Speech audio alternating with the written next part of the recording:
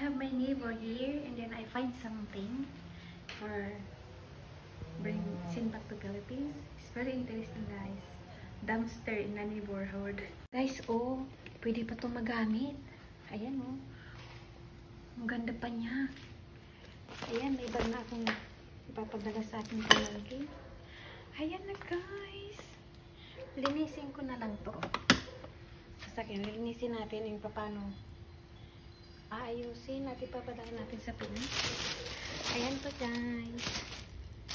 So, that's it. Clothes and 3 cartons. Ayan.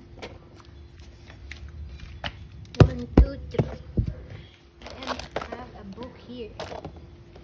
So, I will send it to my niece. Ayan, guys. Thank you for watching. So, happy na naman si Inday, guys. Ito yung neighbor. Ayun na, may isa pang sasakyan doon. So, hindi ko alam kung kukunin ko or what.